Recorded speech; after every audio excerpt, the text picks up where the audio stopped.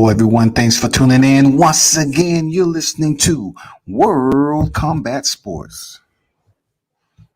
It's Friday, and it's closer to the weekend. For those of you that's just waiting to get off work at 4 o'clock p.m. or military time, 1600, 1630.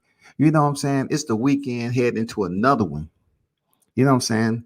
And also, we're going to be celebrating MLK birthday. You know, shout out to the man himself, the activist, one of the most empowering leaders. You know what I'm saying? And we just want to show love and give a shout out to Dr. Martin Luther King, and his remembrance, that's on board in January. My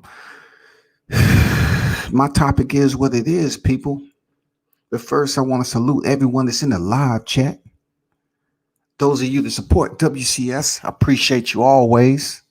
You know what I'm saying? For the day ones, twos, threes, and on. Pass the word, hit the thumbs up button. You know what I'm saying? Subscribe to the channel, share the content. And man, tell people about the channel. You know what I'm saying? One team, one fight. That is the mantra. So Keith Thurman is back out, right? Keith Thurman has made his way back to the surface. And, we're talking about the former WBC and WBA welterweight champion. We're talking about the Keith Thurman who was at one point in time, one time. You know what I'm saying? At one point in time, one time. I got to give him his props. You know what I'm saying? He did what he had to do. He had a name for himself, man. Keith Thurman was the man. Keith Thurman was the man. Now, a part of me, when Keith Thurman was doing what he was doing and holding up the belts, I was the one that was there with the slingshot, goddamn, popping little pebbles off Keith Thurman's forehead, saying, motherfucker, get off those belts, man. If you injured and you can't fight, just get off the belts. But then, I had to increase the size of the rock when it's in the slingshot. When he wouldn't give Errol Spence a freaking, shot at the title. He just kept ignoring the man like the man didn't even count. He wasn't even relevant. You know what I'm saying? So now coming full turn, pretty much Errol Spence is being petty and not wanting to give Keith Thurman a shot either. I mean, I don't blame him, so to speak, but when you're trying to say, okay, who have you fought? Who have you fought that was the top tier opposition in welterweight?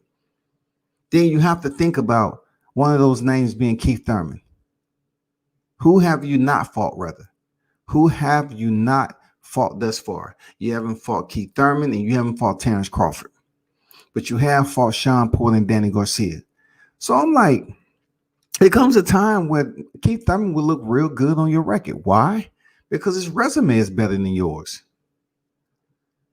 You know what I'm saying? I mean, yeah, he lost to Pacquiao, but at least he stepped in there and fought Pacquiao. He stepped in there and fought Pacquiao. So Keith Thurman cuts the hair. He gets rid of the curls, the ponytail, whatever you want to say. And he's coming for all the smoke.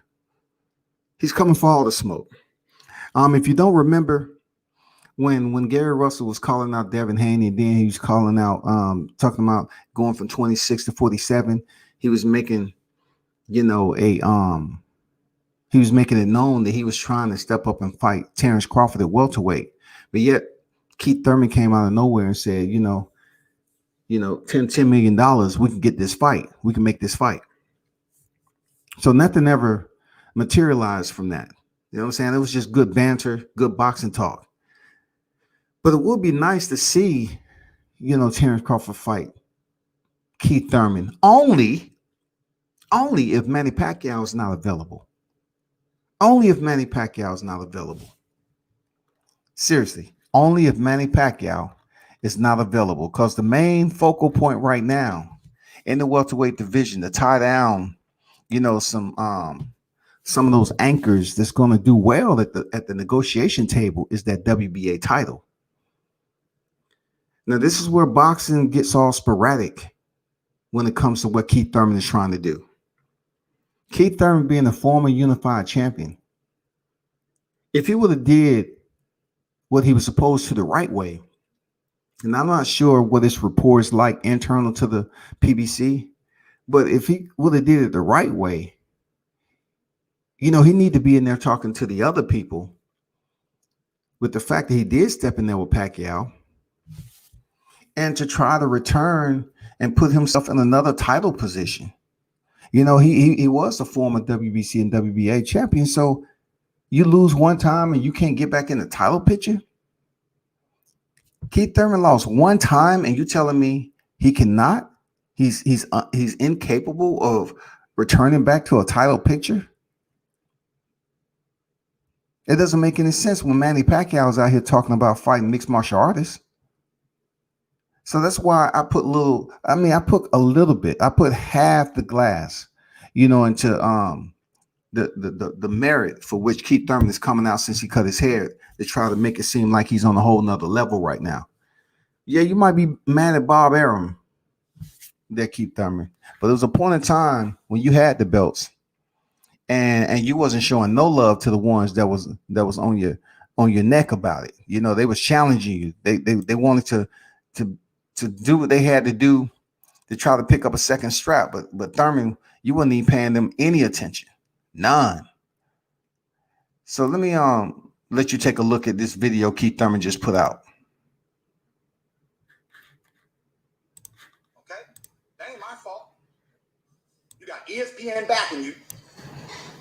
You got Terrence Crawford, one of the most talented welterweights in the welterweight division, and you can't get him paid. You can't make him famous enough. You got Max Kellerman sipping on all the Crawford juice. And I love Crawford too. He's a great fighter since the amateurs. I love that boy. I love all my peers. Because we the real ones. We the real ones. Bob. See, Keith Thurman said he loved all his peers. I'm not sure if that's motherfucking orphanage love. I'm not sure it's that step uncle love he's talking about. I'm not sure if that's called adoption love. You know what I'm saying? Because it can't be that genuine, unconditional love you're talking about. Because, like I said before, when you did have hair, you wasn't even trying to give certain individuals a shot at your titles. After Sean Porter and Danny Garcia, shit, you was like hanging around saying you had injuries or whatever the case may be. But when Errol Spence, I can give him that. Errol Spence was calling out Keith Thurman, and he wasn't showing him any attention. You know what I'm saying? So, it's easy for Keith Thurman to come over here full circle. Now that his head is breathing, his brain is breathing a bit different. To come out here and act like he doesn't have any culpability. You know what I'm saying? Act like he has selective amnesia.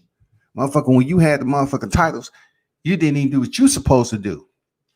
After you had allowed Danny Garcia and Sean Porter to face you. You know what I'm saying? I mean, you could have did it even better. You could have went for the IBF title. You could have proven that you was the man. You could have tried to unify that motherfucker. It could have been, if you were, you was injured, I get it. But then you say you fought Manny Pacquiao damn near with one hand. You fought Danny Garcia with bone spurs.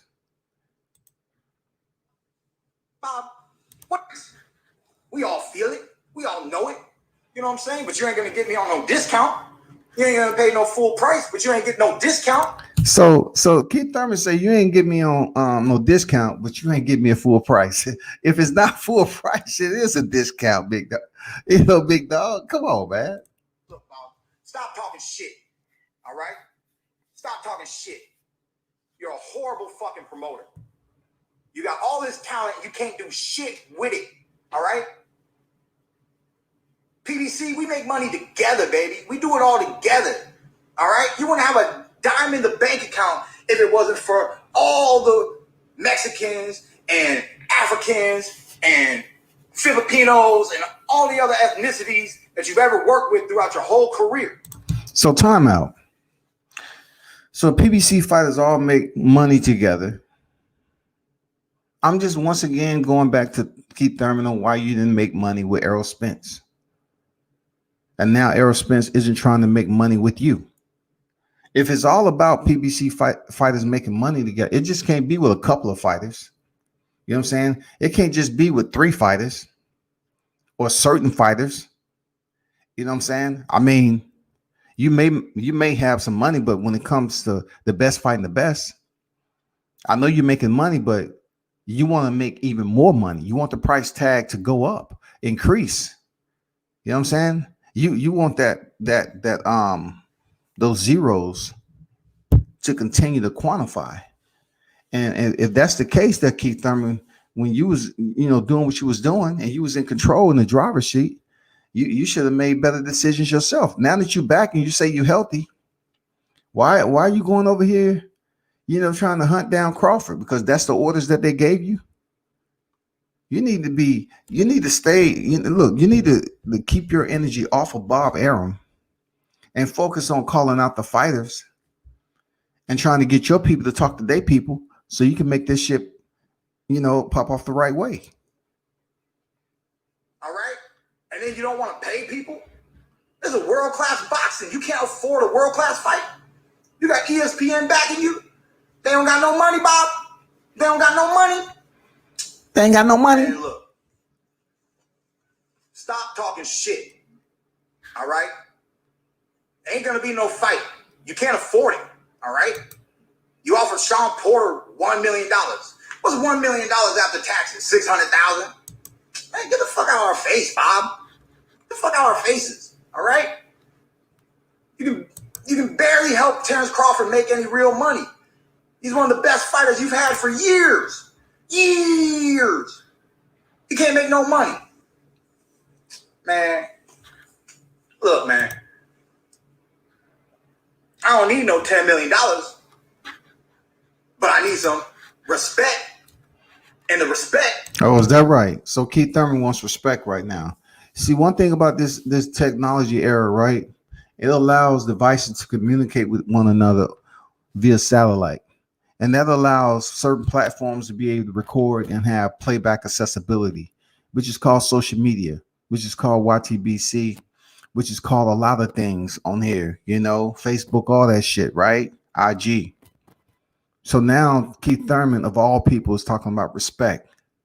It comes in with a new look, but he wants people to refresh their thought process as if to erase their memory. It was a point in time, Keith Thurman, where people was looking for you to do the right thing and respect. You know what I'm saying? But they didn't get it. Come in the check. All right? The respect come in the check. Ain't my fault that I'm an opponent and I'm worth more money than your champion, your undefeated welterweight champion. That ain't my fault. That's your fault, Bob. That's your fault, Bob. That's evidence of you doing a shitty ass job, Bob. Okay? Bob.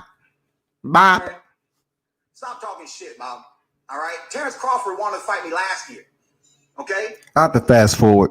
Terrence Crawford. Look, man. It is what it is. I really don't care about that Bob Arum. I don't care who I fight. Okay. Thurman versus everybody. Everybody. He don't This need is how it doing is, that. man. 2021, man. If it's everybody, call out Spence. Comeback season. I ain't gone nowhere. Who's about to fight his mandatory, I don't whatever. even gotta come back. But they're gonna get the wrath. They're gonna get that Spartan in me. You know what I'm saying? This is Spartan, baby. They're gonna get it. Look, man. All I want to do is do my best. Been through a lot of things. Been through a lot of injuries. Finally feeling good. New hair, don't care. New energy. We in this. Thurman versus Crawford is fire. Fire. Yes, sir. Fire. They can't afford it. They can't put up a respectful number just to make something happen. You know what I'm saying? We don't need the 10 million, Bob. We don't need it. We just need some respect, baby. You don't have to pay full price, but you ain't gonna get me on no discount either, Bob. Look, man, I'm gonna get these belts back one way, some way, somehow. You know what I'm saying? It just is what it is. But EJ acting like he don't want a Thurman fight. That Thurman fight be the greatest fight you ever had, boy. When Thurman versus everybody, it's just the shit. All right? I'm not trying to, be on my own smoke, baby, but I bring it. I bring that heat. Man. That's what we do. One time, baby, that's what we do. Thurman versus Canelo. And that. So the little bit, of hourglass that he spent on that he took the time to spend on Spence was no more than a penny and a half to the value of the listeners. After you spent that penny and a half, you chose to point down at your shirt in one time. So it took you a penny and a half of people's time to convince them that you really want that Errol Spence, and he'll be the, you'll be the best fight on his resume. You know what I'm saying? I mean, you could have spent the same amount of time on Spence that you did Crawford and Bob Arum. That would have convinced the people a lot more. Real talk, because we're not buying it. You spent less than 10 seconds on Spence, less than 10 fucking seconds on Spence, and he's a unified champion. He's in your paws right now. That's where your paws used to be. But now he's in your paws. So you're going all the way over here because you want to fight with Terrence Crawford in hope of lifting that damn WBO belt so you can get a big money fight with Spence before he move up to 54 or whatever you're trying to do. The PBC is working with these motherfucking GPS systems. They got y'all chipped out over there. Y'all chipped. Y'all finally got chipped. They said to go out there and complete the mission. You complete the mission. Oh man, it's a reward for you at the end now. Complete that mission. Because that's what Thurman's sounding like right here. He's saying the PBC make money together, but yet you calling out a top-ranked fighter. It doesn't matter if the potential is there with Terrence Crawford to move over to PBC or whatever the rumor mill is. We're talking about right now. Right now, you should be using more than freaking 6.5 seconds to talk about damn Errol Spence, because that lets people know that you ain't really trying to get that. You ain't really trying to see that. You know what I'm saying? I mean, come on. We was waiting on you to call out the unified champion, an individual that you used to be in the welterweight division.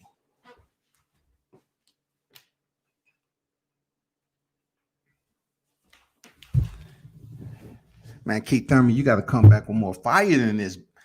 Seriously, we're not believing it. The only thing I'm believing right now, WCS, is the fact that you want to fight with Crawford. Why? Because the chip tells you, man, if you can get that fight with Terrence Crawford, that's going to be a pretty good payday. And then you get that belt. Oh my God, that's what we're looking for. You can fight for freaking, you can potentially fight Spence before he move up to 54, whenever that shit goes left like that. Anyway. That boy big. He big as a mule nowadays, boy. Tell him, mule. He big as a mule now, boy. I'm trying to slim up. I'm trying to stay light. I'm trying to stay light this year, man. Last time I fought, man, that was a bad year. I had to lose 35 pounds for both fights. 70 pounds in 8 months. Horrible. I should have never done that to myself, to my body, to the sport of boxing. That's why we rededicated, man. We rededicated. We just out here. We're going to do our best. We're going to do it for ourselves. We're going to do it for the fans. So did you hear Keith Thurman just say he had to lose that much weight? So what is it? The injury or the freaking weight? So you're saying, why did you do that to yourself? So you wasn't disciplined enough, just like Errol Spence, to keep a certain weight in between fights. See, that's why I give the plus. That's why I give the edge to Terrence Crawford. All right. That's why I get an edge in Terrence Crawford. It's just one of the plus, the plus signals that I give to Terrence Crawford, because I ain't never seen that dude overweight. I've never, ever seen Terrence Crawford not in shape. I've never seen him up here complaining about weight. But then his competitors, I've seen the Thurman's balloon up. I've seen Errol Spence balloon up. You know what I'm saying? I even seen Sean Porter get a little, size on him, but Sean Porter, discipline-wise, he always come back. I'm not sure how tough it is on him to come back, but he always come back the way it's supposed to be. You know what I'm saying? To get him right. But, you're talking about you had to lose all that weight. That's self-sabotage right there, homie. We're going to do it for the legacy, man. Next time you see Thurman, man, you're going to see a monster. You're going to see a beast. You're going to see strength, conditioning. You're going to see, speed, power, talent, you're going to see that what makes me different is up here, man. Bop, bop. It's the angles I work, baby. Bop, bop. Come on now. Who's next? Whoever writes the check, man. Who's next? Okay. Write the check, man. Stop messing around. I'm going to take a light fight. I can take an okay fight. I can take whatever. I can take whatever's out there. Ain't no hair conditioning no more, boy. Ain't no shampoo no more, boy. I'm about to get past this. I ain't trying to see what it. sparring was like. They knew the struggles I had that year. But Thurman don't say no to great fights. I just don't. I don't say no to great fights. And now I'm starting to feel really good. See, Thurman say he doesn't say no to great fights, but he didn't say yes to the one that was right there in front of him. I'm not saying it was a great fight because I hold true to Errol Spence. Errol Spence, would have been a solid fight for him at the welterweight division, but I don't know about no great fight. But he fought who he's supposed to, and it would have been good for him to speak up and say more about when Errol Spence was calling him out too. Man, please, y'all better watch out, man. We feel like Roy Jones up in this piece, man. Y'all must have forgot. Y'all must have forgot who One Time is, man. It's all good though. I'll let him sizzle on that. Though. I'm living the life, man. Living the life I always wanted to, man. The life of a fighter, the life of a real warrior. Bob Arum, the negotiations suck. So I'm gonna stop it right there because he goes back on Bob Arum. I'm really not trying to speak on Bob Arum, to be honest, because the fight is with the fighter. So therefore, you can do what you're doing. You can talk your shit over here, and like you're doing on IG, whatever, and you can let it be known that way. But I really don't want to hit a tangent on an old Bob Arum. Bob Arum is Bob Arum, man. He changes like the motherfucking weather. He's been around the game for the longest of time. I mean, come on, OG gets old sometime. You know what I'm saying? OG gets old sometime. You can't, what he did in his past time, what he was in charge of and how he did it. He had a lot more control over it back then because he was much younger, more astute and attentive. Now, when you get older, yeah, you might do some impulsive shit or say some erratic type responses to stuff, impulsive. Yeah, Bob Arum, he might be that guy, man. He's old. People don't get it. Bob Arum's coming out his face saying some crazy shit because that's who he is right now. But he's been in the game of boxing for quite some time, man. And it's a lot of people, like Thurman said, who has left Top Rank. That goes without saying. Mitch in the building. What's good, bro? Say Thurman versus Buzz is fire. Absolutely. Absolutely it's fire. But I would rather him stay off Bob Arum because you coming out here talking shit about Bob Arum is not going to draw you in any closer to Terrence Crawford. If you want Terrence Crawford, then you should have been pushing for Terrence Crawford, but he might have been waiting for certain things to get right so he can finally cut his hair and say, I'm headed back to the square. I want Terrence Crawford. Okay, cool. But what did I say earlier? I said this a while ago, man, about somebody trying to get that belt. They trying to get that belt off Crawford so Errol Spence don't have to fight him. They're trying. They're trying their best to hope somebody get that belt off Crawford. They trying. But like I said before, man, all these cats, they love ballooning up in between fights and then dropping the weight in fight camp. I ain't never seen Terrence Crawford out of shape. That discipline is and will play a distinct advantage when it comes down to it. You are what you eat. People need to understand that. Anything you do, you are what you eat. You are what you eat. Especially if you're drinking that dang liquid.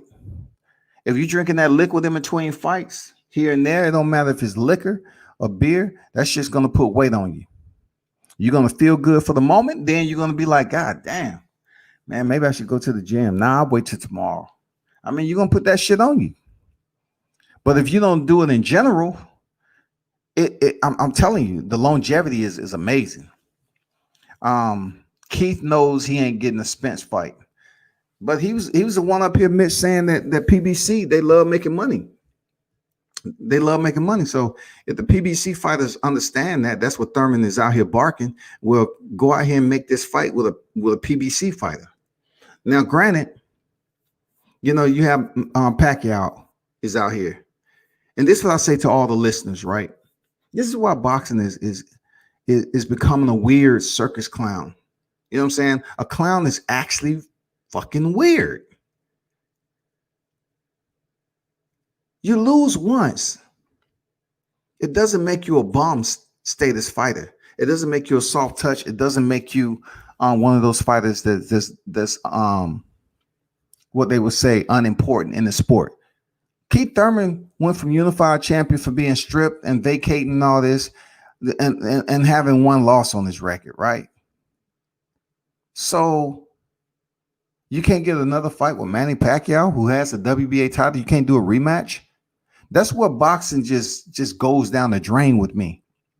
If Manny Pacquiao, who has 7 losses on his record, he defeats Keith Thurman, but yet who is fighting Manny Pacquiao next? This is where boxing needs to just draw a line and say, damn, stop giving these motherfuckers, these fighters, it has a little bit of prestige, the opportunity to motherfucking marinate a belt. No, you keep that motherfucking belt on the grill. You keep it on the grill, man. You keep it hot. You keep people close. You have them walking up wanting to see you fight. You don't have that shit sitting on the shelf, in the fridge, in the pantry. Like, what the fuck is going on with Manny Pacquiao, man? That shit is irritating. I'm serious. That shit is irritating to me. That Pacquiao, just because he's the 8th division champion, he's just sitting up here with a motherfucking belt. We don't hear no type of boxing news on what Manny Pacquiao is going to do in his division. I can give a fuck about his intentions or desires to face Conor McGregor. You know what I'm saying? I can care less about that. Who are you going to face in the welterweight division? I believe what they're doing is selfish. It's selfish. Because if you're trying to wait to allow another champion to come in and scoop the belt up,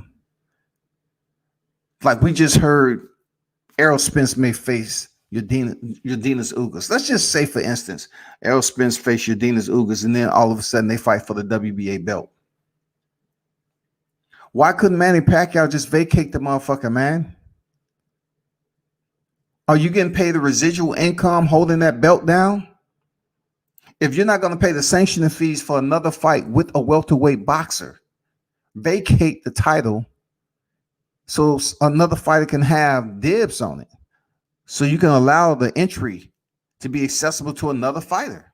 I mean, you got 7 losses on your record there, Pac. You're a Hall of Famer. You're one of the greatest to ever do it. But right now, we're trying to see this damn welterweight division stay active in the attention of the boxing fans. And right now, that shit's going down motherfucking toilet. That shit is going down the toilet, bro. I don't like it. Keith Thurman, I appreciate what he's doing, coming back, new hair and all that shit. He's trying to convince the people that he's rejuvenated and he's ready to get back on the scene. But just spending, a little over 6 seconds on Errol Spence ain't cutting it for me. You know what I'm saying? You calling out Terrence Crawford, good shit. But don't spend most of your life denigrating Bob Arum, who's been in the game for quite some time. And we all know that Bob Arum has had fighters to leave him. That's old news. But the fact is, you actually believe coming on here ranting, puling about Bob Arum is going to get you a fight with Terrence Crawford? If the fight happened, it'll be because, Terrence Crawford people say, okay, let's try to make this fight with Keith Thurman. Let's do it. Let's try to make this fight with Keith Thurman. Because people want to see that fight. Real talk. Keith Thurman has value in the sport. Keith Thurman coming in to fight Terrence Crawford will be much more higher interest than Kell Brook. Guaranteed. So I would assume, first and foremost, the next time you come online with your new haircut and everything, just keep it interesting to us, the boxing fans to say, this is who I want. If you're going to say everybody can get it, we'll mention everybody then. Mention everybody besides Danny Garcia. Mention everyone that's close to a title right now. Mention them. If they got a title, mention them, man. Mention the Yordenis Ugas. Mention that shit. Mention Virgil Ortiz and Maurice Hooker winner. Mention this shit because they're in the motherfucking welterweight division. Mention the top tier names over there. That's what we want to hear.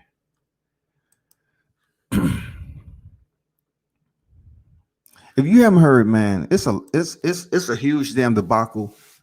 Unfortunately, with the heavyweight division, another division that we was hoping to get undisputed. This shit is absolutely insane. But if you follow boxing long enough, you understand this type of shit can happen. The arbitration has been active for quite some time. You know what I'm saying? Like I mentioned previously, Team Wilder has enacted their rematch clause to face Tyson Fury in the trilogy. But due to all the circumstances, you know what I'm saying, concerning the potential actions or the alleged actions and everything therefore above and beyond in Tyson Fury's camp, to bleed that over to the Deontay Wilder situation and what was going on with him. I mean, the entire bout is a Picasso that needs to be hung back on the wall, and we need to somehow, some way get to the core of making this third fight happen.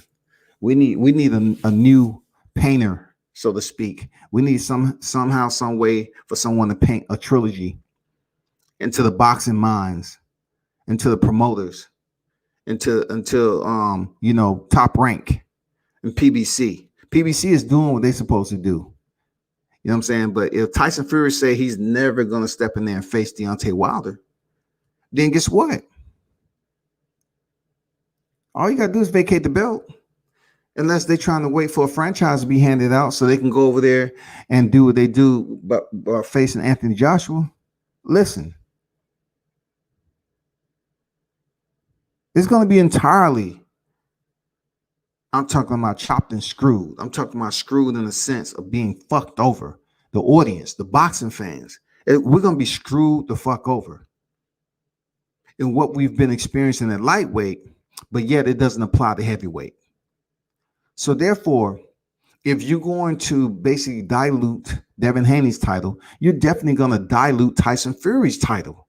If Tyson Fury somehow it becomes beneath the franchise champion, beneath it, you cannot say you're making a fight with Anthony Joshua and it's for all the belts for undisputed.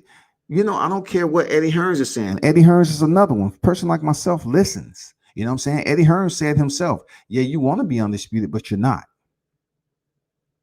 All right? So therefore, if the franchise belt is going to be over Tyson Fury, he's going to hold the same belt Devin Haney holds. Him facing Anthony Joshua, who also has a mandatory for Alexander Usyk, who they're going to freaking, sit on the sidelines on the park bench. Mauricio can't sit up here and say, well, he's undisputed and put in Muhammad Ali, Sugar Ray Leonard, and all them other fighters who held the WBC. You can't do that shit. It has to be consistency. You cannot send Tyson Fury over there when you can't tell people that there's an arbitration going on, but yeah, you're trying to once again echo that it's going to be Tyson Fury, Anthony Joshua for undisputed. And both fighters are going to make $100 million. I think Thurman is the best fight for Crawford at this point, aside from Spence. I mean, absolutely. Who else is he going to call out? No one wants to see him fight Danny Garcia or Sean Porter. You know what I'm saying? No one wants to see that. In my opinion. No one wants to see it. But, to Wilder, this situation needs to have Tyson Fury being stripped of the WBC belt and somehow, Deontay Wilder elevated back. And that would give a lot of people something to talk about, because now they would be like, oh, he received the title and didn't fight. And man, you can't say that about somebody who's already champion. And then, the current champion refusing to face him. So that shit doesn't even matter. But what they need to do is get that good energy, the energy that sticks. If Tyson Fury is not willing to fight Deontay Wilder, come off that motherfucking strap. Don't keep us waiting. Come off the strap, go over there and do what you want to do, but let it be for the titles that Anthony Joshua has. And then if you have enough courage, you know what I'm saying, to come back over and fight the trilogy with Deontay Wilder, then do it for the undisputed. Tyson Fury has a way. He has the potential of righting the wrong forever and a day. If he's able to get off that WBC belt, defeat Anthony Joshua, and then turn back around and come back in the media and say, you know what, I had a change of heart. I want to face Deontay Wilder. Well, guess what? The people are going to cheer you on. You're going to have some people to cheer you on because they're gullible freaking fans like that. They're going to cheer your ass on to come back over here and face Deontay Wilder. So you have the opportunity to once again do something. You have not defended a single title since you've been champion on 2 different occasions. You haven't defended shit.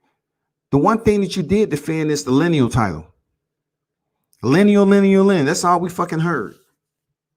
So you have the opportunity to go over there, absent of the WBC belt, if that's the case, and then, fight Joshua, your BFF. Joshua said he hasn't received no contract from anyone. So therefore, if you're able to defeat Anthony Joshua, which I feel you can, defeat Anthony Joshua. Your ring IQ is better, and you're just a more crafty veteran than Joshua. Of course, if it's in Saudi Arabia, like they said, it's going to be in the sand. Y'all both will be over there doing shit y'all don't supposed to. Both of y'all might come in there juice to the gills. As they call it. Motherfucking shit dripping out your ears. Goddamn, like Kovalev. Y'all have Kovalev people over there. Shit. Motherfucking be synthetic bound. Both of y'all motherfuckers coming there shredded. Mono, one-on-one, goddammit. So you want to come back over here with the belts? I'm pretty sure Team Wilder still be on deck. I'm pretty sure some can be linked up, because that'd be two big paydays for you. But one of those paydays is going to be worth what you're going to get in the ring, and that would be if you ever step in there with Deontay. I'm pretty sure Tyson Fury understands the retribution is going to be tremendous. It's going to be very much personal, and that makes for a good fight, especially for the undisputed. But the boxing allows Tyson Fury to keep this WBC belt and travel over the pond, where he has relinquished his heavyweight license, his boxing license rather, to go back over there to Saudi or whatever the case and fight Joshua. Allow him to keep that WBC belt and fight for the undisputed. It's bullshit. And I'm going to take a little bit of time off from boxing. You know what I'm saying? Because that tells me, just like I mentioned before, that tells me that boxing is everywhere. It has no direction anymore. It's just all about who can make decisions. It's all about who has enough power to make the decision that can benefit that particular boxer they're trying to drive. It's everywhere. You don't even know who is the pilot. You don't know where this fight is going, that fight is going. You can have inside information, but when it comes down to it, a lot of the inside information, it can be absolutely wrong too. It can be absolutely wrong because shit changes all the time.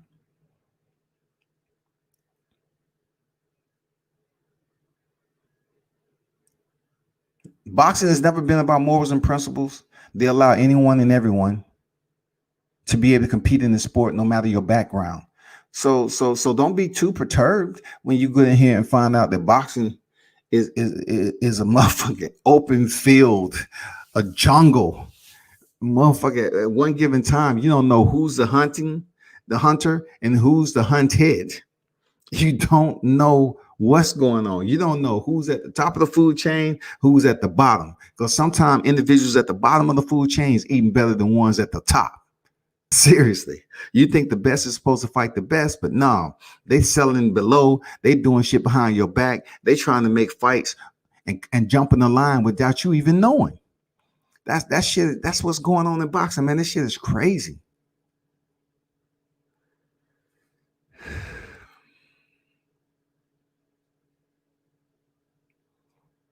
HLD said the major difference is Haney hasn't earned his respect, no belt in the ring.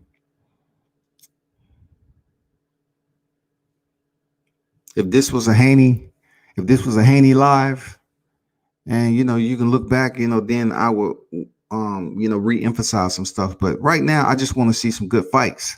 You know what I'm saying? I want to see this fight happen in the heavyweight division. I really want to see this fight happen in the heavyweight division. I want to see this Deontay Wilder and Tyson Fury. You know what I'm saying? From what I understand is that Hearns is trying to push Alexander Usyk to face Joe Joyce for the interim WBO championship. I like that fight. Let's see it. Let's see if he has that same success he did against Daniel Dubois. You know what I'm saying? Let's see that fight. I do not like Alexander Usyk. He does nothing for me. And then, he want to come out here and make excuses like his BFF, Vasil Lomachenko. Man, what's up with these neighboring fighters just making excuses? Yeah, put him in there with Joe Joyce. Let's go. Let that happen. But in the interim, we want to see what plays out with Tyson Fury and Deontay Wilder. This shit has to stop. We have to make sure that we have some type of order. And right now, motherfucker, we don't know what the order is. We don't know who's racking the gavel. We don't know anything. For a sport as boxing that would allow a team member to cover up a live stream into the locker room tells me how corrupt the sport is. For us to have certain individuals that have been a part of damaging someone's life by cheating, when it's supposed to be individuals in place such as commission to deter or prohibit or prevent fighters from cheating and loading their gloves. Top Rank was the promotion back there with Panama Lewis was on deck. Top Rank was the promotion that was sued by the widow. Nothing became of it because now Billy Collins was dead. They were saying, well, if you want to seek punishment, why? Because Billy Collins is dead right now. So that voice out everything. That cancels out everything. But that wasn't the fact. The fact was that his career, undefeated, his career was ended as an undefeated fighter, all because Luis Resto and Panama Lewis wanted to cheat. And, Panama Lewis was a known cheater. I've spoken to people who work with Panama Lewis. And that's going to be one of my lives. I've spoken to people who work with Panama Lewis, who've actually witnessed him doing the same removal of the padding prior to the situation with Billy Collins. That was something he did. And he made sure he covered his tracks too. But a lot of people knew that shit was going on. And that's how bad boxing is. There's a lot of cheating that goes on in boxing. But are you going to be the first one to say it? Being that boxing is indeed the way you make a living. No, a lot of people are going to keep it to themselves. But then you have Deontay Wilder voice his accusations against Breland, right? And here is, once again, you have two black men who was working with one another before, right? And people were saying that the team was shit and he should fire the whole team. But yet, when he lose the first time, he took a first loss. He comes out with these projected accusations against Mark Breland, and people take the nicer guy. They already don't like Deontay Wilder, so they say, you know what? We don't like Deontay Wilder, so we're going to go defend Mark Breland. But Mark Breland was the same individuals that was on Deontay Wilder's team when you were telling him to fire his whole team. So which one is it going to be? Because boxing has been one of those sports who has allowed those same individuals that was there in Vegas. I didn't hear a commission. Let me be in the locker room. Allow me, WCS, to be in the locker room doing media, and I freaking hop up there and try to cover up a live stream and try to mess with a primary unit, an audio-visual unit that's streaming out to the freaking public, the thousands in attendance and the millions watching. Allow me to try to do that shit. They'll never allow me to come back in Vegas, period. But yet, we seen it with our own eyes. But yet, people want to ignore it like it ain't nothing. Sugar Hill want to act like that motherfucking, oh, I was looking at TV. I didn't see shit. But what about the commission, though? The commission that said, hey, what are you doing? What are you doing? What was the commission? What was anyone that was there that was supposed to be monitoring that situation in both locker rooms? Where was it? How can you allow someone that's look, you have a team that's in charge of the audio visual. When they seen that stream go black, they didn't send somebody back to, hey, what's going on back there? Why are they covering up the camera? Corruption. That's corruption, man. What about Antonio Margarita? Why didn't the commission catch Margarita loading his gloves up with the plaster Paris? Why didn't anybody take pictures, the steals that was taken, take those pictures and identify them as saying, how can you have wraps that are broken? How can you have wraps with a colored substance beneath it? Because listen, I understand Miguel Cotto in his interviews, but Miguel Cotto really don't know if that fight with Antonio Margarito damaged him internally.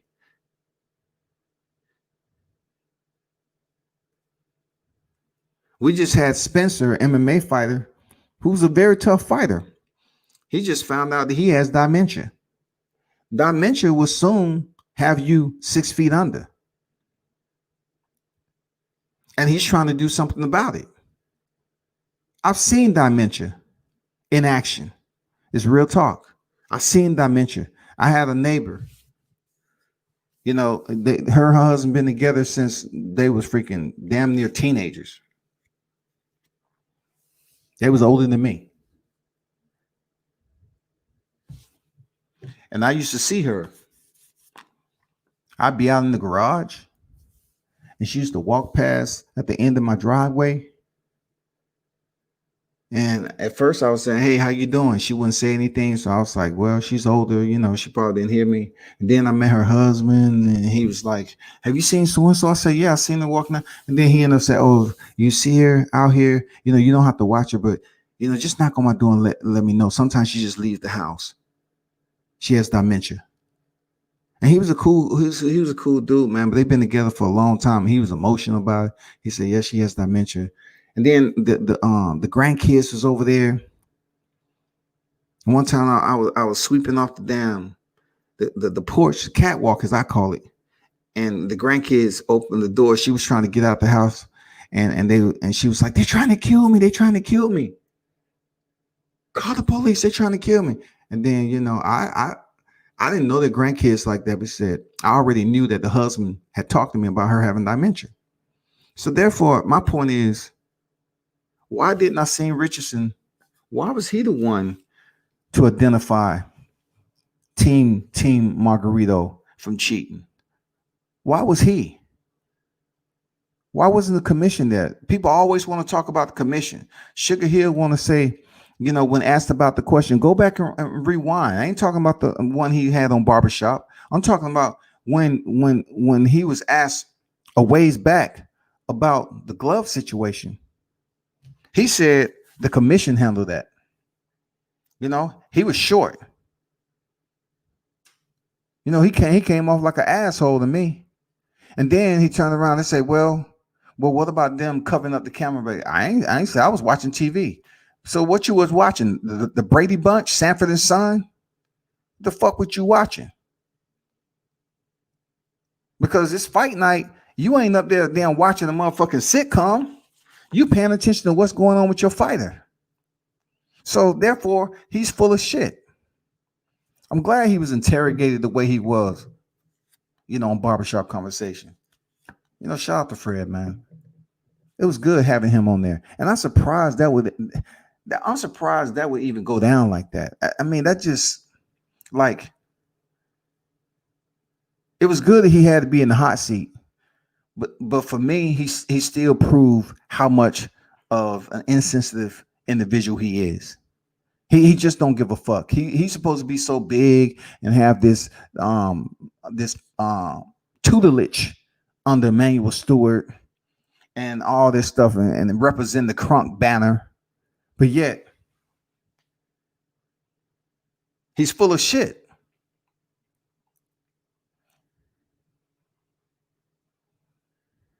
He's absolutely full of shit. So my question is, what are they going to do with this fight? I wish it would have been someone that had a keen eye, just like Team Collins did, because if his dad wouldn't have shaken Luis Resto's hand, he wouldn't have been able to say, hey, there's barely any padding in those gloves. And then, Resto tried to act like he didn't know what the fuck was going on. They confiscated the gloves on site. I wish Deontay Wilder's team, if they was sure about making that decision, because if Deontay Wilder would have attempted that, then people would have been trying to damn light up the torches and shit. Oh, why the fuck? He's a sore loser. Why? And then investigation took place and come back that Tyson Fury gloves was tampered with. Oh, for real? Oh shit. Damn. I just wish those motherfucking gloves would have been damn confiscated on the night of, so they could have conducted an investigation. Seriously. I wish it could have been done, because you cannot have all these sparring partners and other individuals talking about Tyson Fury removing the padding of his gloves, but yet y'all act like it's impossible for it to happen in Vegas when a team member impaired the live stream that was going into the locker room. I give boxing fans all the benefit of the doubt, man, but when this shit comes down to it, some of you motherfuckers keep your brain in park. You're talking like you woke and everything else, and you flowing with everything that's going on in boxing. But you don't want to believe none of the glove situation. But then you want to overlook the fact that a team member from Tyson's camp was able to cover up the live stream going into his locker room. And you don't think that's something that's abnormal? That action is considered eccentric. It's something that's outside the abnormality of what we watch in boxing. So why aren't people taking that in deep consideration? I'm not saying it's not anyone. I'm just saying when it comes down to people just focusing on Deontay Wilder saying the gloves was fucked up, the egg weight, him being damaged. Why is that so impossible? Because you have casual fans who's all about just serving the fighter. You have casual fans who's out here just standing close to the fighter, and they willing and able to say anything negative about Deontay Wilder because they don't like him. You know what I'm saying? They don't like him because in boxing, you have people that pick and choose who they want to support and who they don't support. And the one they don't support, they will overlook a lot of the fighter who they supporting to vilify the one they don't. They will come up with all these damn false ass narratives, man. these bloviated narratives. And that's what went on with Deontay Wilder. It's not too far-fetched. Just say, for instance, the shit that Deontay Wilder, the accusations that Deontay Wilder was talking about, the shit Tyson Fury did, right? Let's just say they didn't cover up the camera. Let's just say they didn't cover up the camera. Then people was like, well, it was a live stream into the locker room for the longest of time, for the entire time. Like, it was a stream going in there. Where did this happen? At what point could this happen? Because a live stream inside the locker room all the time. But that's not the case. The case was that the team covered up the motherfucking camera. No one wants to sit up here and keep on stapling it down as if it was fucked up. That was a fucked up situation. So what do we do with a fucked up situation? We take it because it has a lot of residue to it, right? We take this fucked up situation in boxing and we compare it to other fucked up situations in boxing. That's if you're trying to prove a point. If you're not trying to prove a point, you're going to say, nah, Deontay Wilder's just whining and complaining. No, don't worry about it. Don't sweat it. He's just mad he lost one time. Don't do anything about it. Tyson Fury is the rightful owner of that belt. He defeated Deontay Wilder fair and square. He knocked him down twice, fair and square.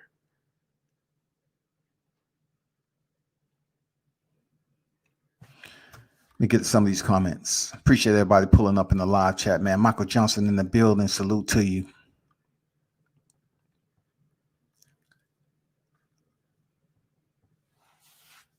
For what I know. Let me see. Let me go back.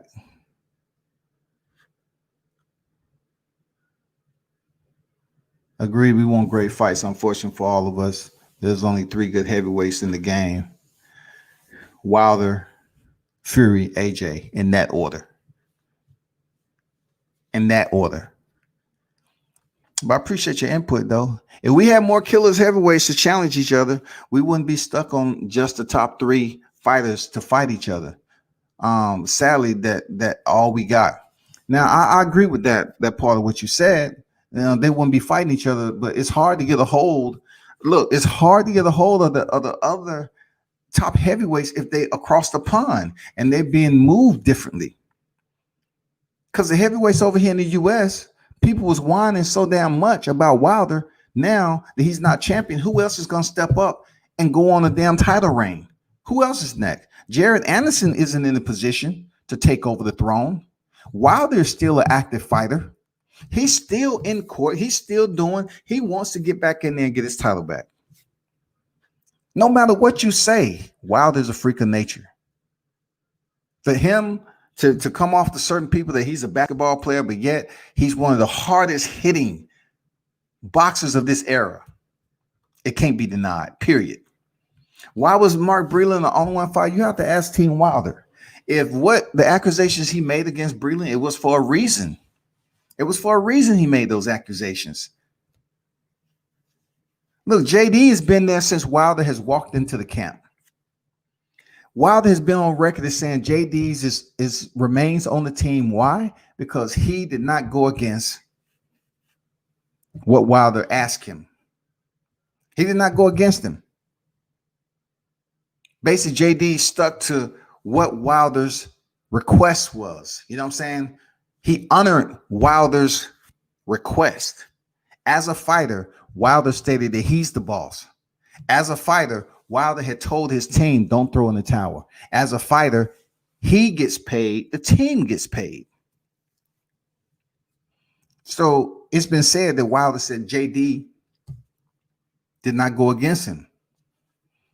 But Mark Breland did. Mark Breland threw in the towel, and then the water situation came out. Whether he did or what he didn't, I don't know if he did anything with the water or not. But what I can confirm is that Mark Breland did throw in the towel. Mark Breland did, in fact, throw in the towel. Now, a lot of people can look at it in many ways. They can say, oh, there's no way Deontay Wilder could have. No. Isn't y'all the same people that say you got a puncher's chance? So you can't say Deontay Wilder wouldn't have came back if you're going to say he has a puncher's chance. You know what I'm saying? You can't say that. We're talking about the hardest hitting boxer in the sport right now is Deontay Wilder.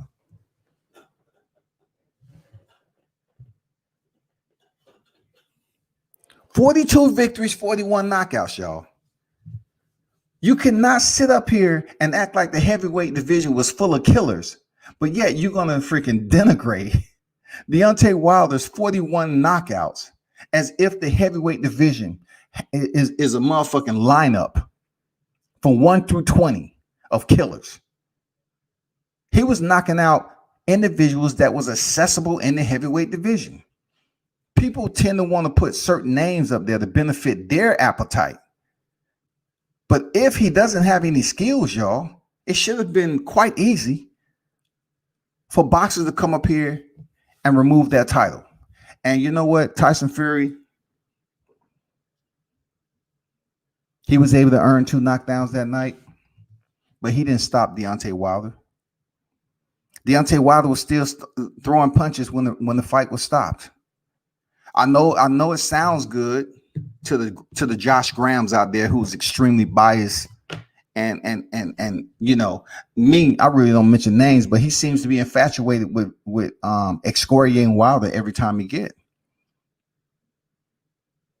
And when I'm talking to like adults, I'm looking at that shit like, how biased do you have to be, and not recognizing all the other variables that went along with that fight? How biased are you going to be?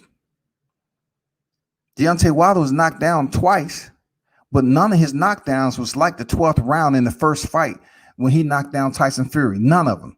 Deontay Wilder's head wasn't on the mat with his mouth open, his eyes in the back of his head. We know that shit. We didn't have Jack Reese sitting up there counting Deontay Wilder. 12, 15, 16. Oh, good. Get up, Wilder. No, he was never down like that. Tyson Fury should have took that L that night. People are happy that they had a Jack Reese that was doing it for the spirit. He said, for the spirit of the law.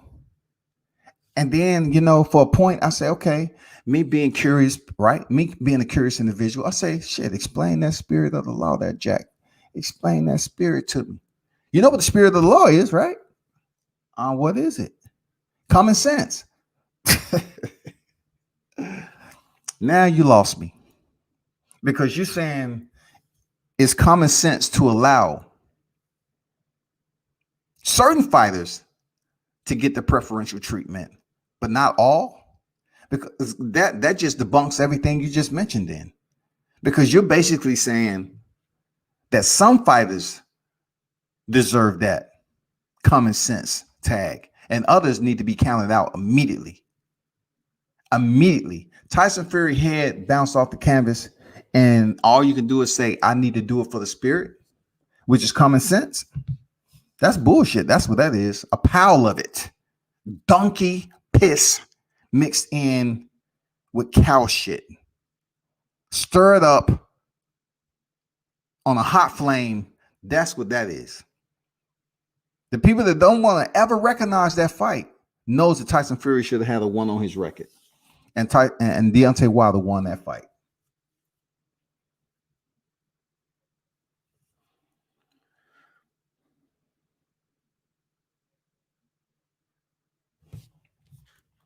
Fury is just making excuses so he can get that bag. Fury, you know, if it's for the bag, I don't blame him. For $100 million is a lot of freaking money. So if that is indeed the route he's trying to take because he feels it's smart, so be it. Do it. You know what I'm saying? Like, but not with that WBC. That's bullshit. Not with the WBC. JD was in the room. Was he also corrupt? Well, we don't know how long JD's was in the room. They did show JD in the room. All right. We don't know if JD's was in the room when they covered the camera. If you were able to get the footage, please retrieve it so we all can see it. JD's was in the room for a specific amount of time to witness the gloves being put on the format that happens in boxing all the time. You watch the fighter get their hands wrapped and you watch them glove up. Once the glove is on, you should not see any type of hand wraps. Once the fighter put on the gloves, it's a reason why the fighter's hand wraps are not exposed at the bottom side of the glove. It's a reason for that. It's to protect. It's to protect the fighter. Fighters clinch and put gloves up in it. The same thing that ruined Billy Collins' career.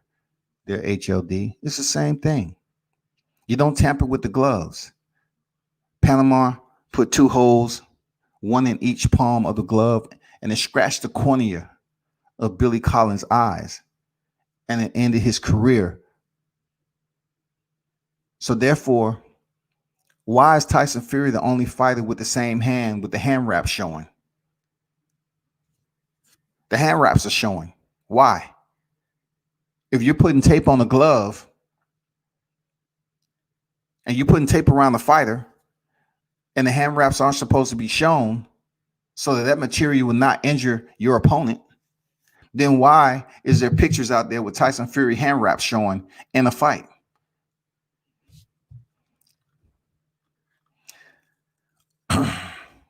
HLD's been wild from the beginning. Yeah, it could be him, but we don't know exactly. We do know what happened. We do know what happened. Come on, man. Y'all shitting on our brothers who have utmost. Okay, Breland. Well, if you call an opinion, whatever the word you're using, when you're not understanding that you're on my platform and I'm talking boxing media, and being that I pretty much understand that whoever you may be, right? Whoever you may be that feels that somehow, some way you feel that these individuals are being shitted on just because of the color of their skin, then you have all the opportunity in the world to click the link. If not, just sit back and listen a little bit more so you can understand what's going on. Because I can tell you this, I'm not just up here reading articles. You know what I'm saying? So if you disagree, you have the right to disagree.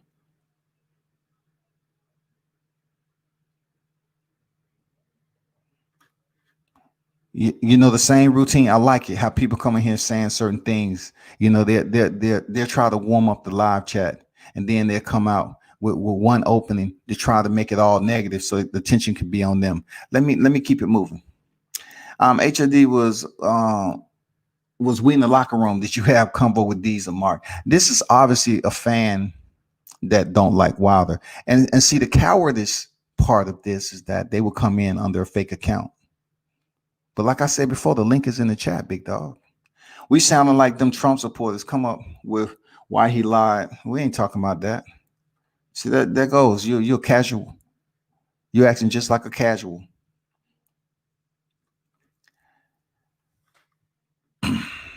Nobody said nothing about hand wraps. Anyway, the evidence is out there. Just like that link. The evidence is out there. Fury cheated. And yeah, Deontay Wilder's out. Deontay Wilder, man, he is the heavyweight king of this era. Absolutely. He is. He was avoided by Anthony Joshua, who never wanted to step in there. That's fact. He is the king. You know what I'm saying? That's why Tyson Fury don't want to step back in the ring with him.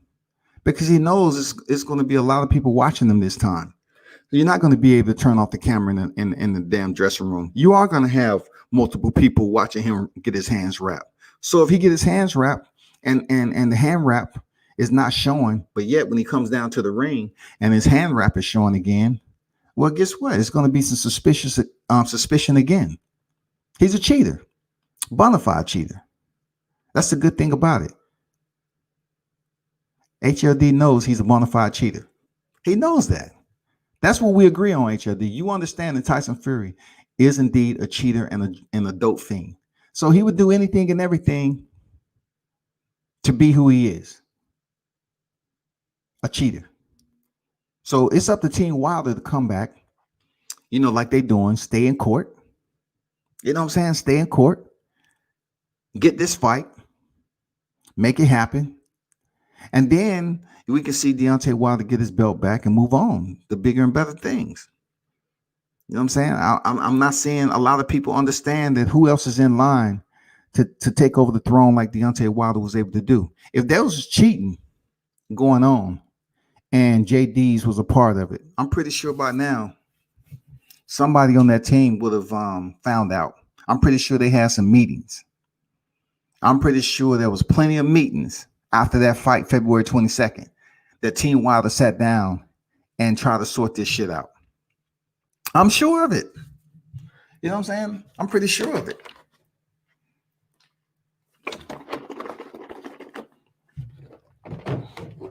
You know what I'm saying? But one thing I know for sure, if you saying Wilder ain't the king, boy, he sure enough has a lot of haters. If he's unimportant, there's a lot of people that's concerned about him. You know how much energy it takes to hate on somebody when they did everything you asked in boxing? 42 victories, 0 defeats, and 41 knockouts before he lost. It was 42 and 0 and 1. And then he takes one L, and you think he doesn't supposed to do anything within his power to come back and say, you know what? This is what happened on fight night. Tyson Fury is a cheat, and then therefore, we're gonna make this fight happen. Well, Tyson Fury don't want to go back to the ring with Deontay Wilder for a reason. He's not gonna be able to cheat. So therefore, he's telling people all of a sudden that this is the man who's saying he can defeat anybody. He has his pops, John Fury, going around here saying how tough his son is. But now a person who called people dossers, cunts, and everything else, he's offended by these words. We're talking about a guy who was caught cheating in the Christian Hammer fight, a guy who piss test came back, but yet he appealed, so he was able to go in there and fight for the belts. But yet he came back positive, but yet he was able to still keep the belts, which he freaking aborted mission and vacated. You're defending this guy? You're defending this guy who never defended his belts, man. Do better. That's all I'm saying. Do better, man. I don't see anybody clicking this link. Come on, HLD. Don't run. Don't scurry away. Click the link. Defend your man. You know what I'm saying? Defend. Oh, my fault. You're not here to defend anyone. You're just here to go against Deontay Wilder, who you probably is a closet fan of. You know what I'm saying? You're a closet fan of Deontay. I got it. I got it. I got it. Real talk. That's good shit. But hopefully, you understand that all you have to do is make sure when you click the link, you come in here and, I don't want to say get the smoke. Let's have a boxing dialogue about why you feel the way you do. When you drop the link, people get quiet. Don't get quiet and run away. I want to hear your voice because motherfuckers coming here with ghost accounts. Prove why Deontay Wilder is not the best heavyweight out there still. All he need to do is stay in court the way he's doing, handle that paperwork, and then we will see it play out. A lot of people was all clapping and shit, cheering, you know what I'm saying, grinning. Oh, yeah, we're about to get Joshua and Tyson Fury. We're happy. Well, it's 2021. It's heading to February. And all I hear is all this banter about $100 million fight in Saudi. But yet, Tyson Fury ass is still in court. Tyson Fury is still in court. TJ Sports, what's good, man? Tyson Fury is still in court. He cannot do anything. Wasn't Tyson Fury supposed to fight in December? What happened with that? Nothing. It didn't happen. So you think he's just going to go over there and fight for the WBC title against the rest of the titles that Anthony Joshua has and say, this is the way it's going to be? It's not going to happen that way. I can care less who, is going between Fury and AJ. That's irrelevant to me. That's irrelevant. It's a money fight with Wilder and whoever. It's a money fight with Wilder and whoever. That's the money fight. The money fight is between Wilder and whoever. I guarantee you, Wilder get this belt back, Joshua will have no problem vacating that WBO title so Alexander Usyk can step up and fight, because he ain't trying to step in there ever with Deontay Wilder. He is not trying to step in there with Deontay Wilder, period. Deontay will knock Anthony Joshua out in under 4 rounds. Anthony Joshua chin, we already know what it's made out of. We already know what it's made out of. It's packed with that fresh whipped cream. Seriously. Some pie crust. Some wet confetti. You know what I'm saying? Some old newspaper. Throw some old styrofoam cups in there too. You know what I'm saying? Just add some flavor to it. Throw some jelly in there. You know what I'm saying? That's what his chin is packed with. We all know. We seen it. Them dudes that hang out in the UK, man. Something's going on with them cats over there, man. When it comes to those chins. Seriously. Anthony Joshua has the weakest chin. We know. People want to talk about him knocking out Dillian White. Who cares? We see Dillian White go down several times. Once again, UK fighter, man. We see Anthony Joshua on the canvas several times.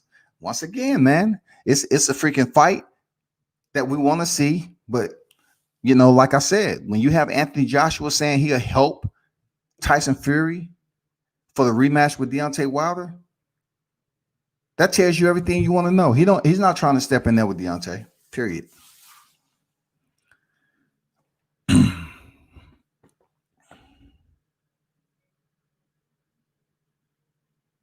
Man, please, I don't want to hear that.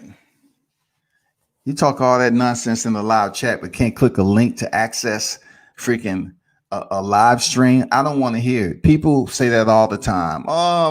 It's not allowing me. An app won't allow me to access. No, you got to log in. You got to verify. That's what you have to do. Log in and verify.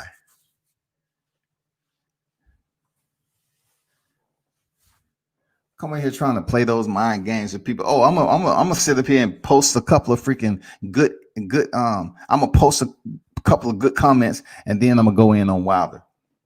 Why? You need to go in on Fury too, because if Wilder had the same background as Tyson Fury, if he left the sport and he was on crack, he was on cocaine, he left the drug because he was on synthetic testosterone or clenbuterol,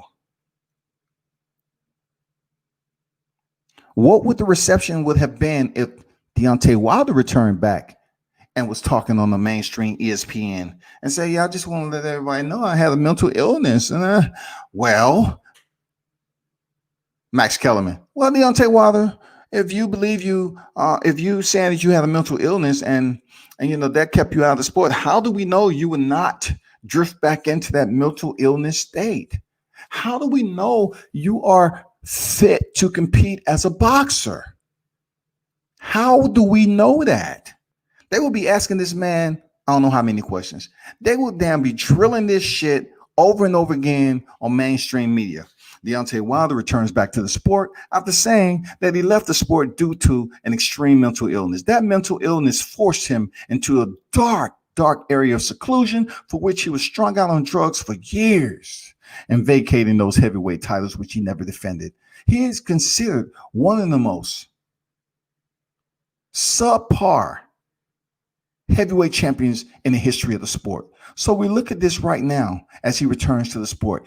Is he and will he be healthy enough to compete on the level of boxing? And also, can we trust him not to put banned substances in his body, which can also injure his opponent? We look to hear from your comments. Please leave them in the live chat, and we will get back with you. In the meanwhile, we just check the progress of Deontay Wilder and see, how he goes along. We wish him nothing but the best. And furthermore, he's lost an amazing, a whopping 4,000 stones. Amazing.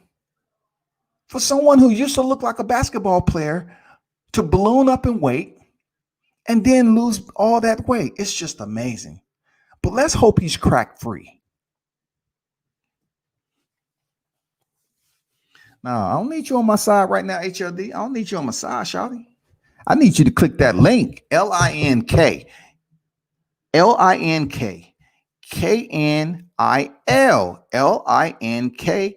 KNIL, link. That's all you have to do. Don't homestead in the live chat. Travel. Go ahead, travel. COVID don't have shit to do with you traveling outside that live chat. I don't need you to come in this motherfucker with a fresh COVID test proving that you're negative. It don't fucking matter. You can be COVID positive and still click the link for a boxing dialogue. That's what I want you to do, HLD.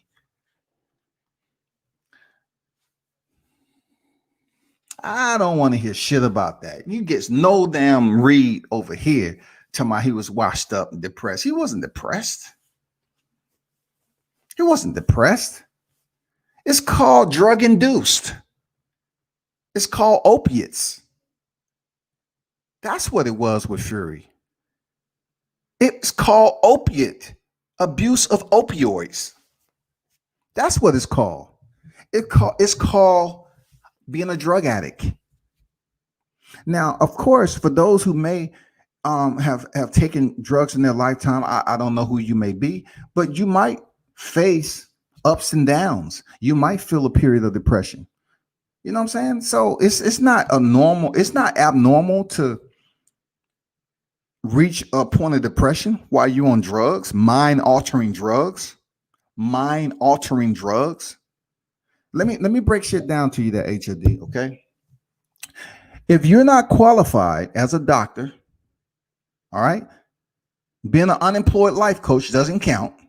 But if you're not a qualified physician or a psychologist, any type of therapist that deal with someone's mindset or mental state, then you cannot sit up here and say, well, that was the truth because Tyson Fury said it was.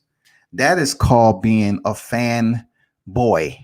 Okay. That is called being a biased individual. That's what that's called. So let's think about this. Unless you can present me with a list of the drugs that Tyson Fury was on outside of what was stated in the media, then it's not much you have to stand on. Now, you can prove to me whether Tyson Fury was taking a psychological drug or physiological drug. We all know cocaine is a psychological drug. You can go on and off cocaine and be just fine. But when you mix cocaine with other synthetic materials and chemicals, it becomes a physiological dependency. That's when it goes into an addiction. People who start off just doing pure cocaine end up mixing it in with other shit, and their body becomes physically addicted. And you know what it is? They turn into an addict. Now, it's not up to me to attempt to educate you on any type of other shit like this, because that's just, certain shit I learned in college over the years and all this other shit I read about. I could be absolutely wrong. But it's people that do cocaine socially on an everyday basis, and they can go on and off the drug. But Tyson Fury was out of the sport for years. So it's no way he can be just on cocaine. He probably had somebody cooking that batter up real nice. Real nice. When the door cracked open and that light came in and Tyson was sitting in there looking like 3 decades of Santa. Close the door. Close the door. Do you have the plate? Give me the mirror. Give me a mirror. Oh, yeah. This is a fresh batch. I like it. Now close the door back. And matter of fact, can you bring me a glass of Patron in here, please? I need something to drink. I need something to drink. Because my nasal passages run after I do this. It runs, and I need something to just take that aftertaste away. All right? Come on. Come on, you bloody bloke. Tyson Fury, the dope thing.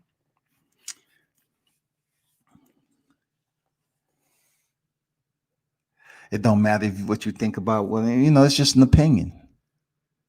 You know what I'm saying? It's just opinion. It don't matter what you're talking about. You know what I'm saying? You extremely biased, man.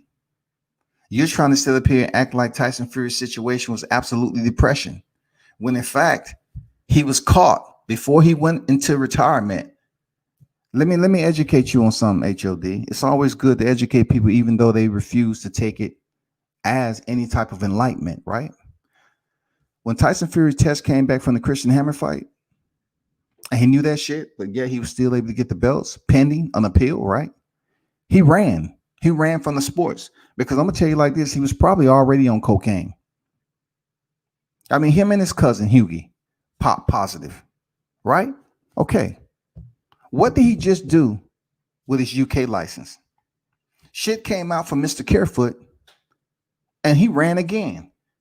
He relinquished his UK boxing license and ran again to avoid investigation, because there's no way he wanted them to do an investigation on him and suspend him from the sport again, because that'll mess up everything he has going on. So what did he do there? He came over to the US and he fooled the people that's gullible enough to support these UK fighters and don't hold them accountable. He just found out that, hey, they like me over here in the US, because US has a lot of disloyal boxing fans.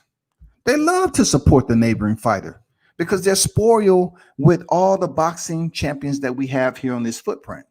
We have some of the best to ever do it. So the US fans in general, some of them are extremely disloyal.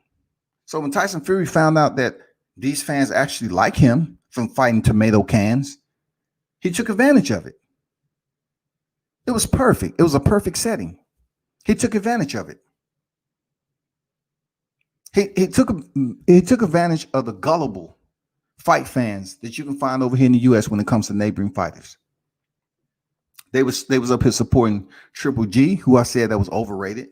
They were supporting freaking Vasyl Lomachenko, who's saying the judges was paid off and he got his ass beat by Teofimo Lopez. Now Oleksandr Usyk, he comes up from damn clearing out a warehouse division to facing Witherspoon. Come on, man. The chase was never on. And then he steps in there and looked bad against Derek Chisora, which a lot of people think he won. He lost that fight. So now he's trying to say, oh, I'm not going to take any step aside money to face Josh. Who cares? The fact is, he was complaining too.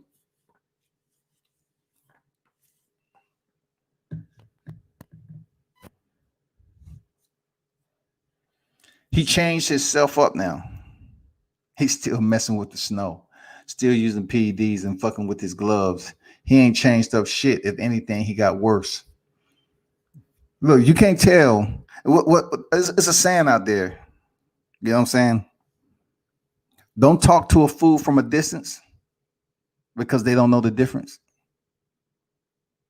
You know what I'm saying? It's a saying out there. Don't attempt to talk to a fool from a distance because they don't know the difference.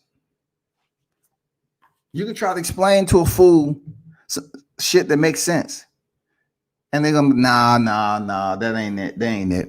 You can't sit up here and act like Tyson Fury is perfect, and therefore he was left the sport and he discredited the heavyweight division as a champion. But thank God he wasn't a U.S. champion, because if that would have been a U.S. champion, they absolutely would have still held him to the damn fire. Absolutely, they would have held him to that. They would have held him to the fire, y'all.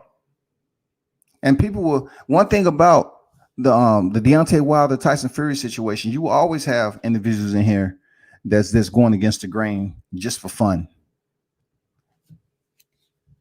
But they'll say, "Well, I tried to click on the link, but it didn't work." Man, get out of here. Everybody else click on the link and it's fine. If you're scared, say you're scared, bro. Look, that link might have not been all the way, ripe. I might have sent you a link that already expired. You know what I'm saying? So let me drop the other link in there for you. They call another link. This is a fresh, I'm talking about fresh off the motherfucking clipboard. Fresh off the clipboard. Click on it. The algorithm might be different. You know what I'm saying? The algorithm might be different. Real talk.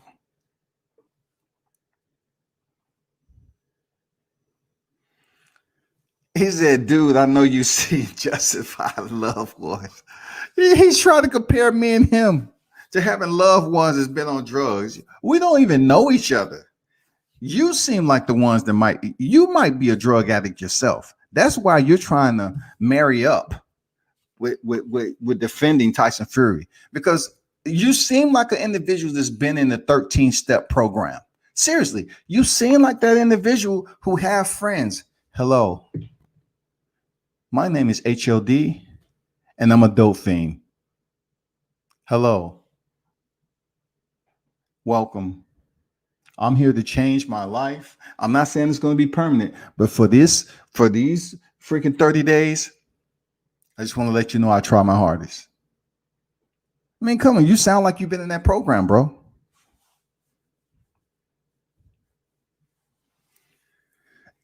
Drugs and how he messes up their heart and mind and soul. Don't need to be a doctor. Yeah, you don't need to be a doctor, but you come in here biased. You know what I'm saying? Look at Mike Tyson 6 years ago and how was a person, how he is now cleaned up. So Mike Tyson actually defended his belt. Mike Tyson, when did he pop positive? When did Mike Tyson leave the sport, never to defend his titles? Mike Tyson has said, yes, that he was on cocaine. You know, he was into women and all the other shit. But it has nothing to do with what Tyson Fury accomplished. Tyson Fury was on PEDs and narcotics.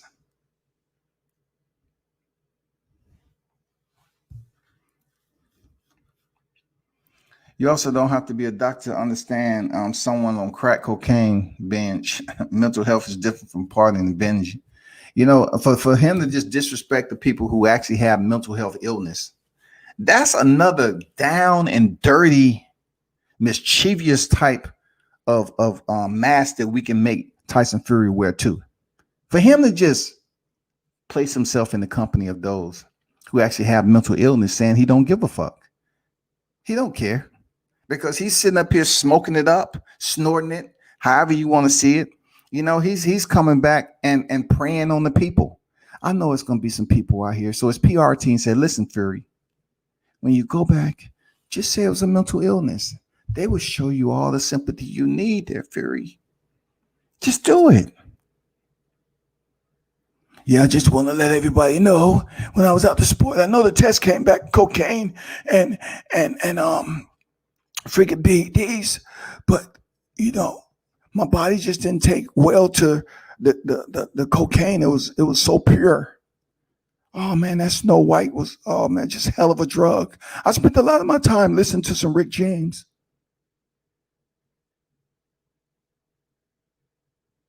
You know, my voice is like this just because sometimes I just grabbed the spoon and just ate the cocaine.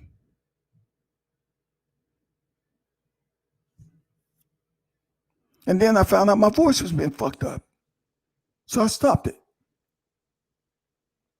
I was putting cocaine cubes in my iced tea. You can't just sit up here and prey on gullible people, man. That's just crazy, man. Moving on, man. Conor McGregor is set to step in the cage, and everyone knows this is the rise. And I'm gonna keep it compact and simple with Conor McGregor. Conor McGregor, like I said before, he was a former 2-division champion. He was able to do something in boxing in which a lot of people will never be able to reciprocate, and that is fight the best in the game at the time for over hundreds of millions of dollars. Conor McGregor, it took him a lot to be able to come back to mixed martial arts because he had made so much money. Conor McGregor was able to do something that will rarely happen. That's how much of a genius Floyd Mayweather is, like I always say. Conor McGregor took it upon himself to emulate what Ronda Rousey was doing. Ronda Rousey was talking shit to Florida in the media, saying that she received the ESPY or the Athlete of the Year and all this other shit. And she was trying to go in. Look, she was trying to go in on Floyd Mayweather and being the fact that he put hands on women and stuff like that. But yet Ronda Rousey ended up, I got to keep that shit across. Ronda Rousey ends up getting with a UFC fighter herself that was involved in domestic abuse. So let me move forward. Conor McGregor, after winning that title with Eddie Alvarez, turned up and ramped up the freaking trash talking with Floyd Mayweather. He had 2 belts on his freaking on the left and right shoulder. So they made the fight, and the rest is history. Conor McGregor came back, lost to Khabib, subbed out in the 4th round. So people's like, we really don't know if he's really that good. But Conor McGregor has improved over time. So they put him in there with a veteran. I mean, I'm talking about a veteran. Some people call him a legend. He has double-digit losses, double-digit wins. But they put him in there with Cowboy Cerrone, and Cowboy even admitted he didn't want to be there. But the fight ended in 40 seconds. All right? So with that 40 seconds, people start saying, yeah. Once again, neighboring fighters, right? Conor McGregor come back, lose to freaking Khabib, and people are like, they still want to see Conor McGregor return as the notorious one, the flamboyant one. So all this time, he's getting in trouble outside the cage and all this shit. People still wondering what's going on with him. And then he gets the 40-second stoppage of Cowboy Cerrone. Now what's happening is Dana White is once again going back to his cash cow. And this is what's going on, right?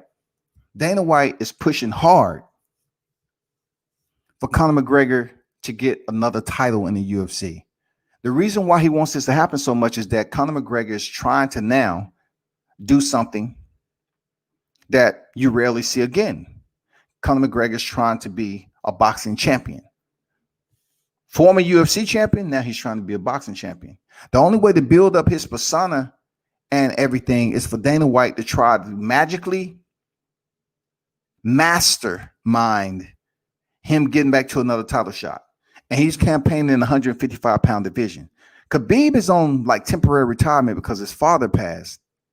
But Khabib has defeated Conor McGregor and Dustin Poirier, who will be facing Conor McGregor a second time since 2014. So look at it like this. I truly believe Conor McGregor is going to win this fight with Dustin Poirier. I believe he's a better fighter in general, and I think he has heart when it comes to a fighter not named Khabib. So the plan is in effect. Dana White has been trying to speak with Khabib and push Khabib. Khabib is not trying to go back in there and fight Conor McGregor.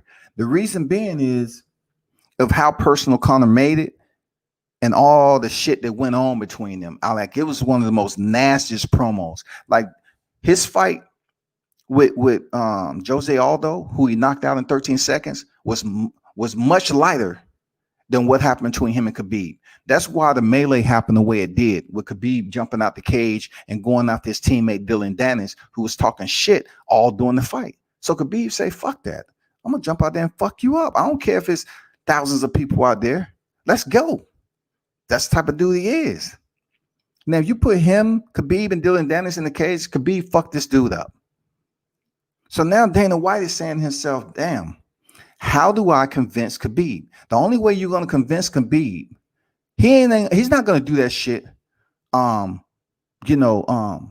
represent the Muslims in good faith. No, Dana White's going to have to come out the pocket and pay Khabib a hell amount of money to step back in there with Conor McGregor.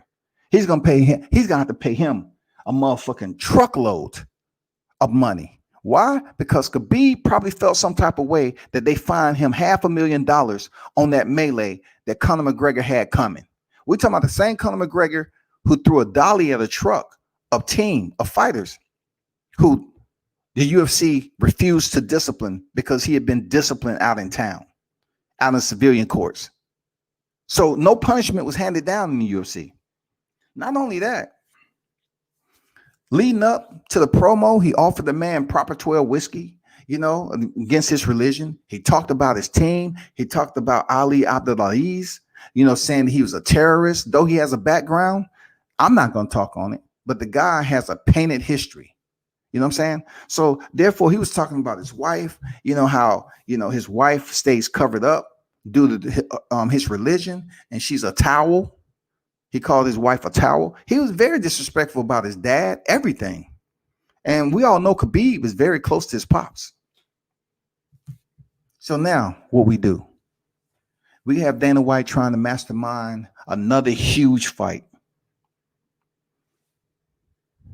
Khabib doesn't want to give Conor McGregor that shot anymore because he subbed him out in the fourth round. I could see if it went the distance and he won a UD, but he doesn't want any of that shit to go down and provide Conor the grace to square with him again. He doesn't see that. Khabib, he has such a deep, dark space on his heart when it comes to Conor McGregor. He ain't trying to get this dude no time, no airplay. Khabib is 29-0, y'all. He sits the top pound for pound list in mixed martial arts. I say again, Khabib the Nurmagomedov is a top P4P in mixed martial arts. He's in front of John Jones right now. This man, when we talk about killers, Khabib dispersed of Conor McGregor in 4, subbed him out with a fulcrum choke. He dispersed of Dustin Poirier, RNC, 3rd round. And he dispersed of Justin Gaethje, 2nd round, 2, 3, 4. Dos, tres, o cuatro. The man is bad. He finished all these top tier lightweights, dog, by submission.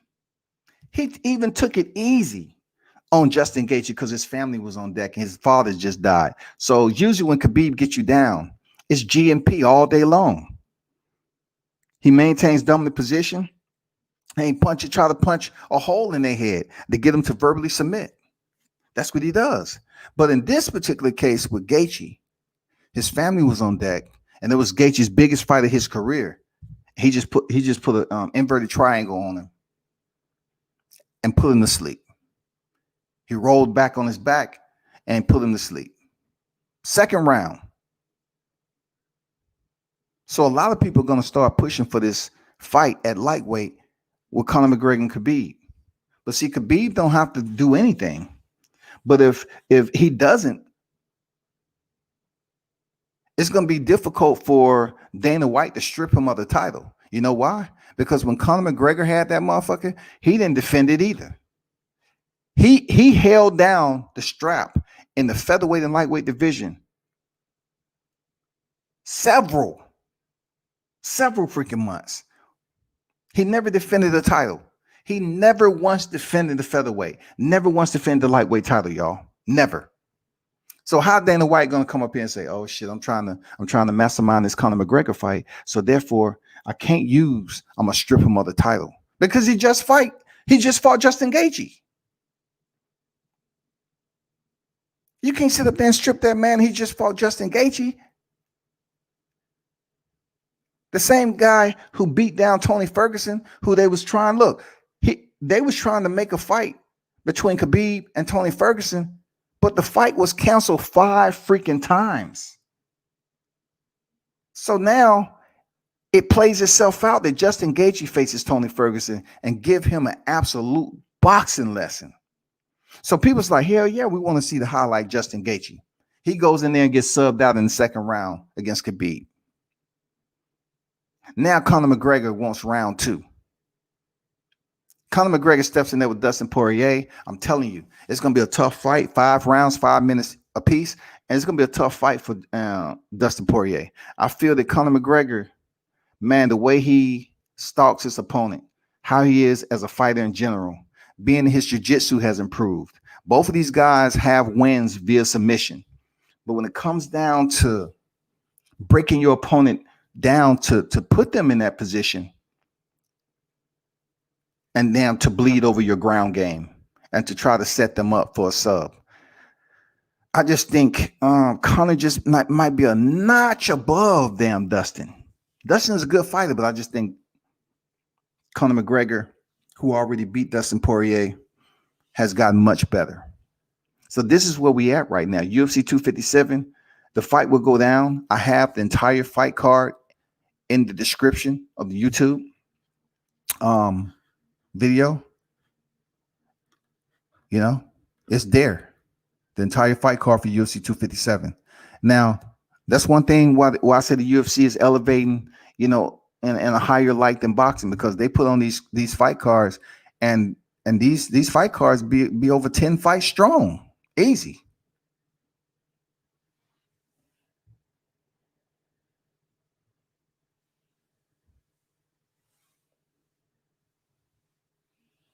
Nobody's, man, I don't know why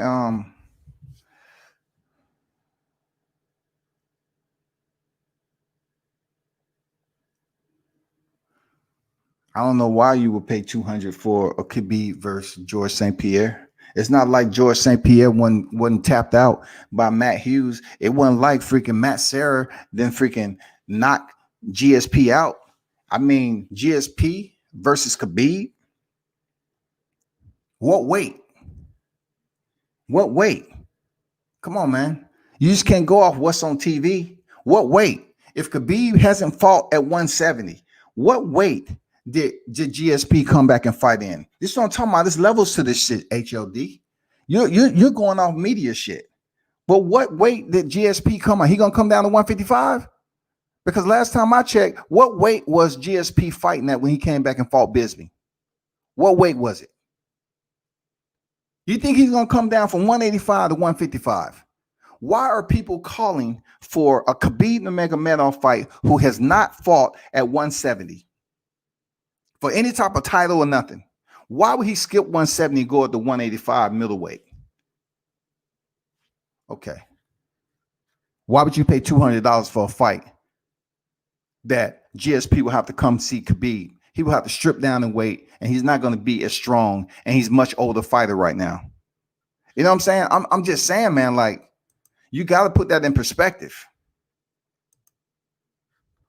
You got to put that in perspective, man. Y'all have to consider weight classes before you say things like that. You think GSP is coming down? That's just what I said about Clarissa Shields. If she's fighting at the weight class, the balance in the scales, let's just say her lowest weight at 154. When she transfer over to women's mixed martial arts, there is no 155 pound. There is no freaking welterweight division in the women's division. The highest division is featherweight. So it is no lightweight division. It is no welterweight division. There is none. So what weight class is GSP going to come back and fight?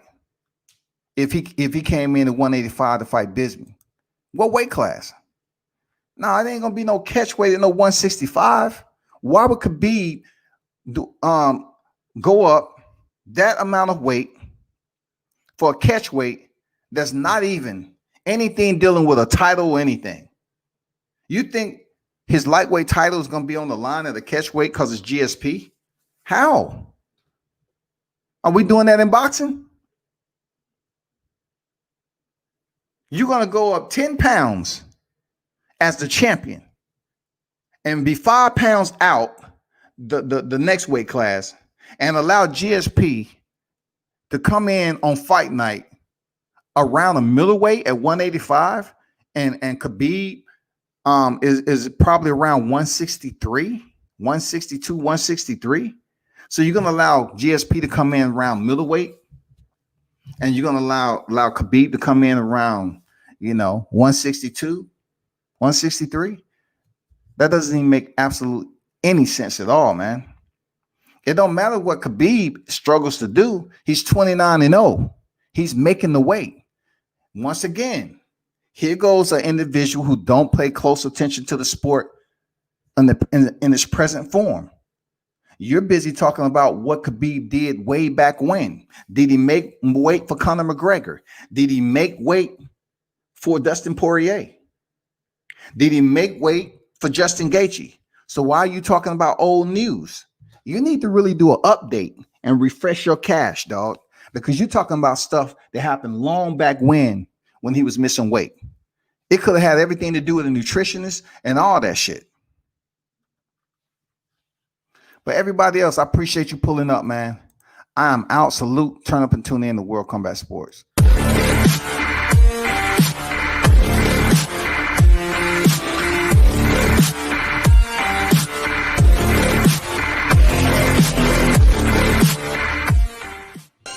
What up? It's your boy Roy Jones Jr. and right now you tune in to World Combat Sports.